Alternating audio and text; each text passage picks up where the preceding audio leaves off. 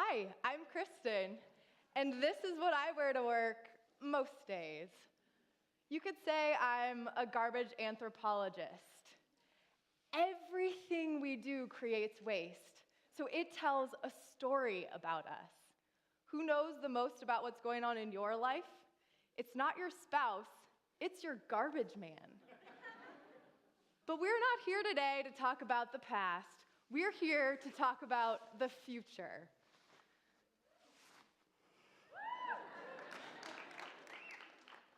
That's my family. And the future of your waste is round.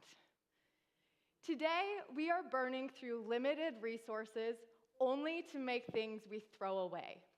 You all have a bank account. Well, if you're a Wells Fargo customer, you might have a few, but that's an entirely separate talk. When we know we have a fixed amount in our account, we are much more careful with how we spend it. Retirement, for example. People's spending habits tighten up greatly after they retire.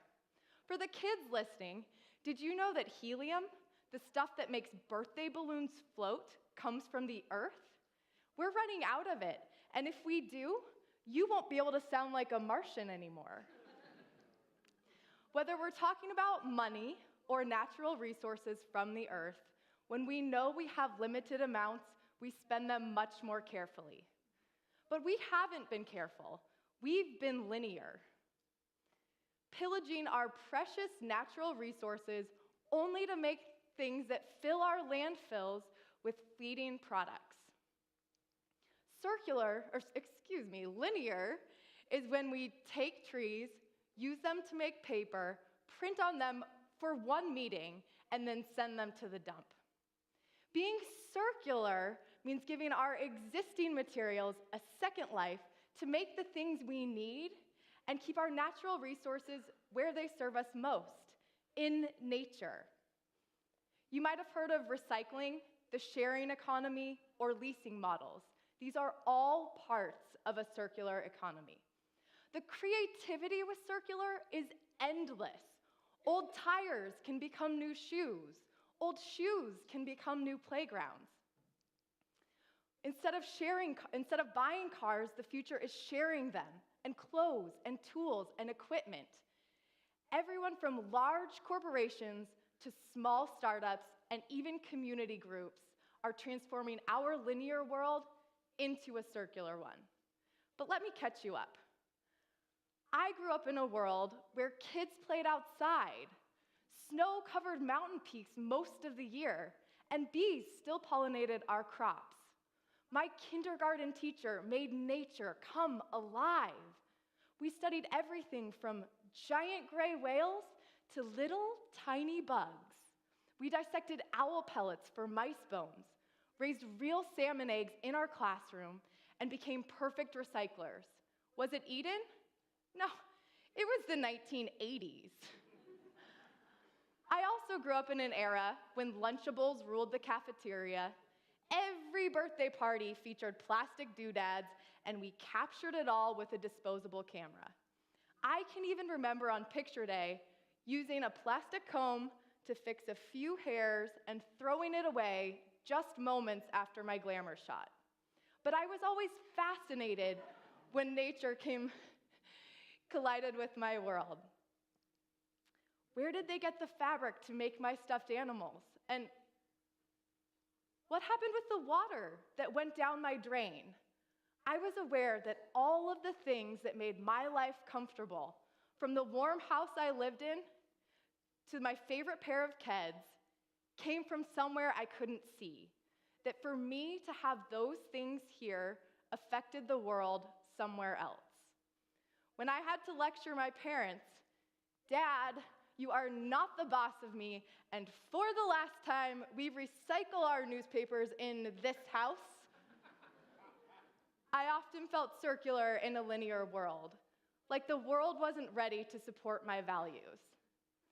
I'd always heard we consume so much in the US, but I never truly understood what that meant until I moved to Germany after college. The Germans I met didn't eat from takeout containers. They used reusable bags everywhere, and the little waste they did have, they dutifully separated into 6 different categories. I lived with a family of 4, 2 parents and 2 teenagers, and get this, they had 1 car. Could they have afforded a second? Sure, but they didn't need it. I was inspired to work for change. So what did I do? I got a job at the largest garbage company in North America.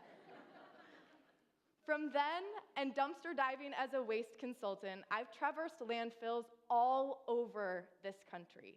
It's my job to study the massive volumes of our discards, a world that's too easily forgotten. We are not the first culture to waste, and we are definitely not the first to have landfills. They were around as early as the ancient Egyptians. But only in the last few decades have our goods and products been designed for, intended to be disposed of in a landfill.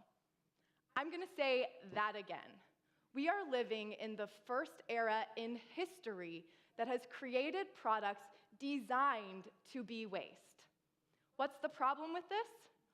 All of the resources it takes to make what we throw away then have to be mined again to produce the next thing that we are going to throw away. Our expectations depend on it, because you and I are simply not going to settle for not having a drink of water on an airplane or whatever we ordered online within 24 hours. All of these things take resources that we can't see. Can we talk about just the cardboard box that brings whatever very important thingamajiggy we ordered online? Oh, weird. There's a cardboard box here.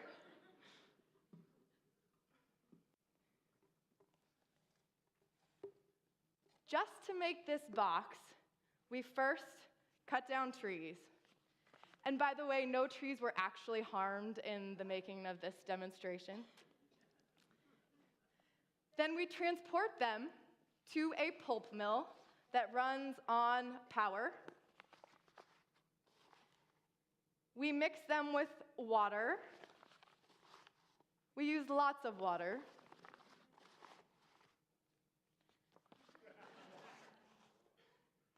And we use more power to dry them, flatten them, and shape them into a box. Then we transport them to a distribution center where we fill them with very important something-or-others and use more fuel to expedite them to you. By the time this box ends up at our doorsteps, we open it, pull out whatever we've patiently been waiting 24 hours for, and discard the box. This box has a lifespan of just a few days, and we waste not just a box, but all of the natural resources that took those trees from the forest and turned them into the perfect package to protect our thing. I know what you're thinking. Okay, that sounds like a lot, but my waste couldn't possibly have that much of an impact.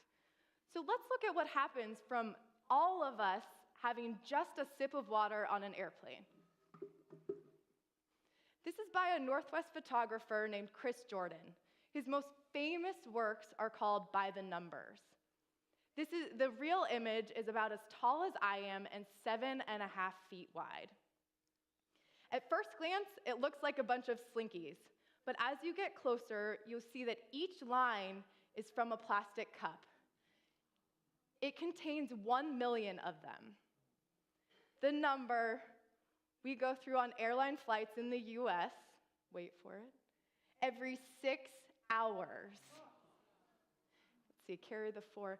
That's 1.5 billion cups every year. And that's just the waste we can see. Businesses around the world create almost as much waste as they do product. That small sip of water or your single online order may not seem like much, but collectively, we are burning through our natural resources at alarming rates, only to create stuff we want to throw away. So before you feel overwhelmed, I'm sure you are right now, Let me remind you, the world has become more circular right under our noses. More and more airports have water bottle filling stations. LK, a company that produces them, has saved over 5 billion plastic bottles. Remember the CD, the record, the cassette tape? Now we have Spotify, Pandora, and Apple Music set up as a membership model where everybody has access to music, but nobody physically owns it. We can read thousands of books on a Kindle or Amazon Fire, and we all know what Netflix did to Blockbuster's videos. My freshman year of college, I can remember carting an entire backpack full of CDs home on the short flight to listen to with my Walkman. By the time I graduated, all of that fit in my pocket on a machine that would eventually replace my phone book, notebooks, calendar, and DVD player. And we are getting more tools every day to be more circular. A San Francisco startup, Omni, stores stuff for busy San Franciscans. They're quickly becoming a lending library for on-demand borrowing. More and more community groups are sprouting up to share honestly anything you can think of. You can even find extra toilet paper, not used toilet paper, extra toilet paper for free. Patagonia builds their products for life and even encourages customers not to buy from them. Interface, they create carpet tiles made out of fishing nets mined out of the ocean. Here's a story for you. When I first heard I was going to get to be on this stage, my first thought wasn't, what am I going to say? It was, oh my God, what am I going to wear? Obviously, this calls for a new outfit. Then the little angel on my shoulder said, Kristin, you're about to speak to thousands of people about how we need to think about what we buy and why we buy it. You cannot share this message with a straight face in a new pantsuit. I knew she was right, but I struggled with this for weeks until I remembered that I've used a business that solves this exact problem. Rent the Runway, Vow to Be Chic, The Stylist LA, and others rent special dresses for one-time events. They send them to you, you dazzle at your event, and you send it back, all in their reusable packaging. And guess what? Next weekend, this little number will dance the night away at a wedding or give another woman confidence during her first job interview. Thank you. I've had 6 months, heck, a lifetime to figure out what I want to tell you today. And the truth is, this is complicated. Buying and wasting is deeply rooted in our culture. I struggle with it myself. A few weeks ago, I ordered something online, and I ordered 2 things. And when the box arrived, literally 7 days later, I said, Kristin, and apparently I talk to myself a lot. Kristin, I will pay you $1 million if you can tell me both items that are in that box. Thankfully, I couldn't do the second because I don't know where the money would have come from. But can you name everything you've bought online in the last 30 days? Or how about how much you have in storage? This isn't about being granola, and it's not about saving Mother Earth. She survived all 5 mass extinctions. This is about saving us. This is about being smart with the limited resources that we have. Maybe this is the first time you've thought about how much you consume. Maybe you're making the world better through healthcare, or farming, or raising a family. Maybe this isn't your office. But the circular economy can be part of all of our stories. Support the businesses who are making this more possible every day. Many of them are listed with the Ellen MacArthur Foundation. Tell businesses that aren't circular that it's important to you. Buy recycled products. Repair what you can. If the best you can do is recycle, then start there. And for gosh sakes, Bring a reusable water bottle with you next time you travel. Mother Earth will give us as many plastic cups as she possibly can, but is that really how we want to spend our limited bank account? The next time you buy something, or heck, even use something, you can choose. Will this end up as waste, or will it be circular?